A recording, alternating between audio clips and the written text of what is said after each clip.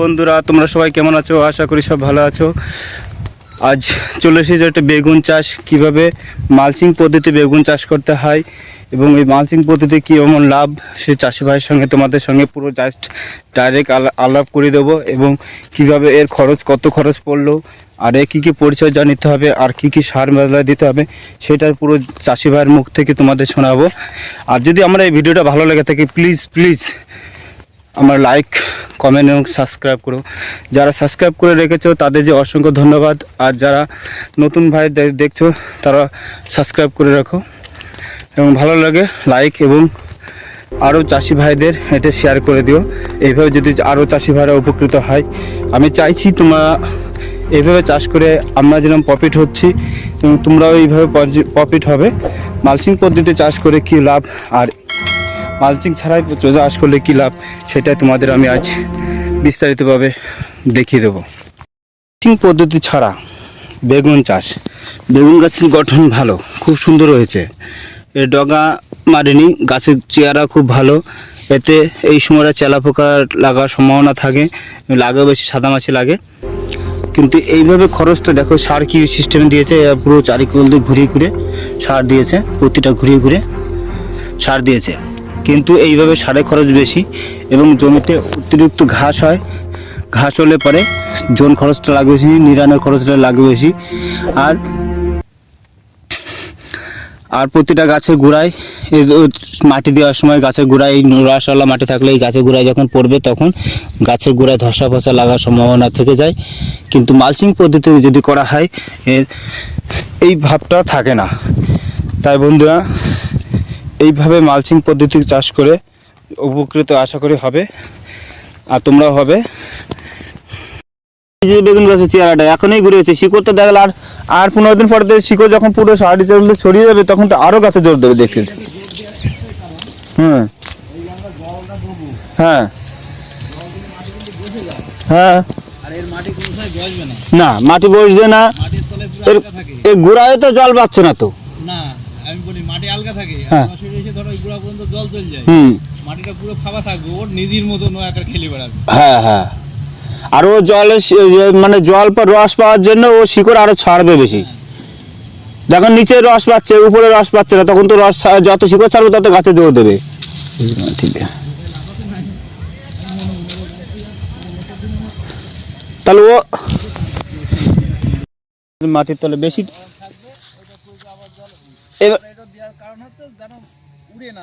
হ্যাঁ, এই যে তাবু দিয়েছে, হ্যাঁ দেখিস তো, ইউটিউব দেখবি, তোর জল খরচ কম। হ্যাঁ, আজকে জল দেবো, অন্যদের যদি সপ্তাহে, তার মানে আমার যাবতীয় যা খরচ তার থেকে আমার 2200 টাকা খরচ বেশি করতে হবে। অর্থাৎ আমার এইটা কিনতে যে টাকা লাগছে সে 2200 লাগুক আর 2500 লাগুক, আর এই ডাড় কত তোমার জন লাগে, হ্যাঁ ডাড় আগে করে নিলাম, সেই সময় তারা লাগবে না।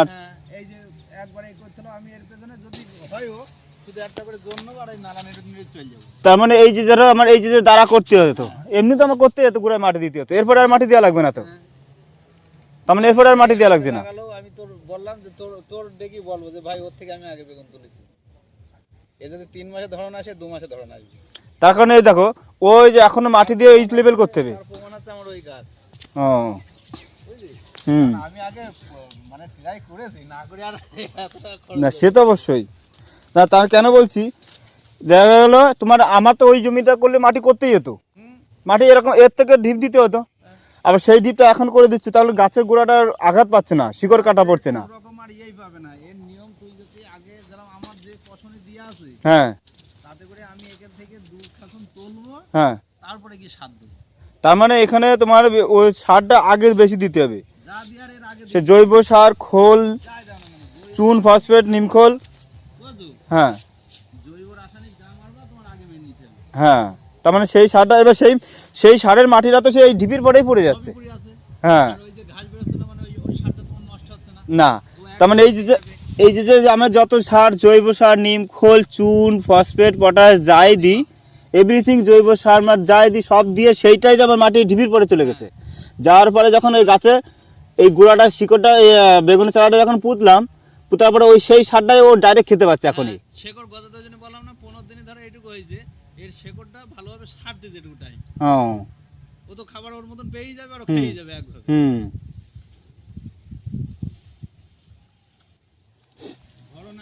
পোকা কম লাগে।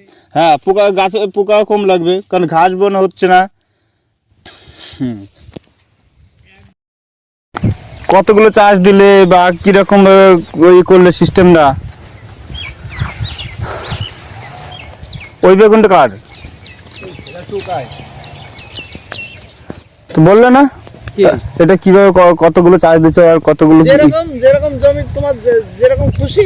না, এই সিস্টেম করলে তো হবে না। সিস্টেম হচ্ছে তোমার আগে প্রস্তুতি নিয়ে নিতে হবে, তুমি পরে যেটা প্রস্তুতি নাও, সেই প্রস্তুতি। এবার দেখা গেল এই যে জমিটা করছি প্রস্তুতি নেই, এমনি সার মাটি তো ভিতরে দিয়ে নিস আগে, যা দেওয়া সব দেওয়া শেষ। হ্যাঁ, সেটাই তো বলছি। এবার শুধু গাছ বড় হবে, এই নালায় এমনি জৈব সার গোবর সার ঠিক সেরকম কাজে ফেলতে ফেলতে যাবে। জৈব সার গোবর সার যা কিছু দিয়ে আর তোমার মনে যেটা চাবে, যেমন এইটা দিলে ভালো হয়, ওইটা দিলে ভালো হয়, সেরকম কাজে এইটা পুরো মাটি তৈরি করে নিয়েছে।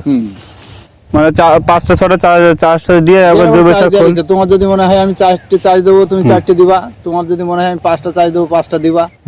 মানে তোমার যেরকম কাজে প্রস্তুতি নেওয়ার মন থাকবে করে নিলে, নিয়ে যখন যে জিনিসটা করবে সেই কাজে বেড মেড বানিয়ে নিলে নিয়ে চাপা দিয়ে দাও। এর নিয়ে আমাদের যেদিন বেড করবা, হ্যাঁ, খুব জোর হলে তার পরের দিন যেন ঘাসের মুখটা ফুটে না বেরোতে পারে। তাও কত টাকা খরচ পড়লো এটা? বান্ডিল লাগে তোমার 8 কিলোর বান্ডিল হয়, ওইগুলো তোমার ওই 2200 টাকা নেয়, 2200 2250 এরকম। এই ক কেজি লেগেছে এখানে?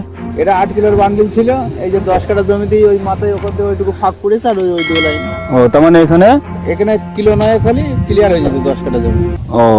এই কত করে পড়লো এটা এক বান্ডিলই? ওই তো 2200 টাকা। এটা হচ্ছে 3 ফুট। এই ভিলে লাগালে কি সুবিধা আর এইভাবে লাগালে কি সুবিধা? এইভাবে লাগলে এই যে এর পেছনে আমি আর কোনো নিরবই না, এর ভিতরে তো নিরব না তোমার এইখান থেকে। হ্যাঁ, এখানে পরে এখানে আমার কড়া জন যাবে। ওই যে ওখানে বেগুন করা আমার প্রথম বেগুন, ওখানে 7 কাঠা বেগুন আছে, আমার 3টে জন খরচ হয়েছে মোটে এ যাবৎকাল। মোটে? হ্যাঁ। এই ভিতরে শুধু একবার খুঁড়ে দুবার খুঁড়ে, একবার খুঁড়িয়ে চলে দেবো, হ্যাঁ, ব্যাস হয়ে গেল। আর একবার খুব জোর আর দুবার নিরবো। তাই এই খাটাল মধ্যে দিয়ে আমার নিরতি কটা জন লাগবে এখানে। তা তো এবার দেখা গেল এইখানে ডিপ কত দেওয়া আছে? ওখানে কোনো ডিপ দেওয়া নেই, আমি পেতে দিয়ে এই মাটিটা শুধু তুলে আর চাপা দিয়া। না, এখানে তো দেখা গেল এখান থেকে যখন 5 মিনিট টানবা না, সেটাই তো বলছি। কোলেই যাবো না তো, এর উপরে কোনো ঘাস যাই বেরোক না কেন, ওই একটু বড় হবে আর সব এমনি মরে যাবে, কারণ ও শেকড়ই পাবে না। এই উপরে তো পাবে না, কিন্তু এর নিচে বেশি তলে নেই, তাই তো? না, তল যেমন চাপা দিয়া। সার মাটি সব এখানে যা হবে এখন এর মধ্যে, এখন কোনো সার মাটিই পড়বে না। না, এরপরে দেখা গেলে পরবর্তীকালে যখন সার দেবা সেচ দেওয়া, যখন ধরন আসবে তখন এই নালার মধ্যে দিয়ে শেখাবো। আমরা পুরা কিরাম সেটা আমি জানি না, বা অন্য চাষিরা কিরাম সেটা জানি না। আমি তো বেগুন গাছ যেই দেখা যাচ্ছে একটু ঢকঢক হয়ে গেল, তখন এই নালার মধ্যে দিয়ে চলে সার। হ্যাঁ, নালার মধ্যে দিয়ে তো আমরাও ছিটাই। গাছ খালি তো আর কোনো অসুবিধাই নেই। অনেকে এসে আমার বলছে এরকম সার দিবি কি কায়দায়? না, অনেক ধরো এই যে এখন গাছ তোমার ছোট, আমরা কি করে এই যে এত বড় গাছ হয়েছে, এই যে গাছটা আমরা কি করে এই যে যেরকম টোকায় সার দিয়েছে, আমি তো এর পুরো এখন সারই ঠাকাবো না। ওই জন্য তো তোমার বললাম যা করতে হবে তোমার আগে করতে হবে। সার মাটি সব ওই দিয়ে ওই মাটিটা না কেন তোমার আগে করে নিতে হবে, এর পুরো এখন সারই থাকবে না। এই যে টুকার গাছটা সুন্দর গাছ হয়েছে আমার থেকে টুকার 2 মাস আগে লাগানো। 2 মাস? ভালো করে শোন, আমি বলিনি 2 মাস আগে লাগানো। এই গাছটার বয়স আজকে 15 দিন। তাহলে 15 দিন অনুযায়ী তো ভালো সুন্দর গাছ হয়েছে। রাইট, 15 দিন। এই আর 15 দিন পরে এসে আবার দিকে যাবে। অনেকে যেরকম আমরা কি করি, এবার আমরা কি করছি ওই সব জমিতে আগে খুঁড়ছি, 2-3 বার খুঁড়ছি, সেচ দিচ্ছি, সার দিচ্ছি। যাবৎকাল মনে হয় 2 বার না 3 বার খোঁড়া হয়ে গেল। হ্যাঁ হ্যাঁ, কটা জন যায়। এবার আমার তো 3 বার 4 বার খোঁড়া হয়ে গেছে, প্রায় 4 বার খোঁড়া হয়ে গেছে গাছ এরকম। তুই নিজেই খোঁড়, সেইটা তো আমারও তো কষ্ট করতে, ওইখানে আমার জায়গা যদি জোন নিতে তা তো লাগতো। সে একই ব্যাপার তো, তোরও তো জোন। সেই অনুযায়ী যদি আমার এইখানে এরকম করে যদি সুবিধা পারবো না। এইবার একটা জোন নেবো খালি 5 মিনিটের জন্য, শুধু এই পাহিনের ভেতরে টেনে চলে যাবে। প্রতিটা গাছে এই যেরকম এইখানে একটা খুঁটে বাদ। আমি যাবো, আই কি করবি?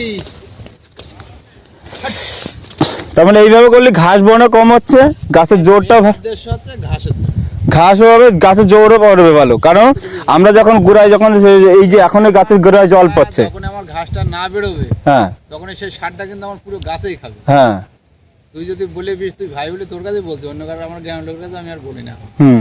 ওই বেগুনটা আমি করেছি, আমি রাইট এ যাবৎকাল 20 কিলো সার দিয়েছি মোটে, 20 কিলো। তুই এখন বেগুন গাছের চেহারা দেখে যা, ওখান তো যাবি তো, হ্যাঁ ওখানে নেমিটু নয় মাকড়ার জমিটা দেখে যাবি, ওখানে এরকম করা। সব এখানে আরাম করে। আমার এই ভিডিওটা যদি ভালো লেগে থাকে তাহলে লাইক, কমেন্ট এবং সাবস্ক্রাইব করো।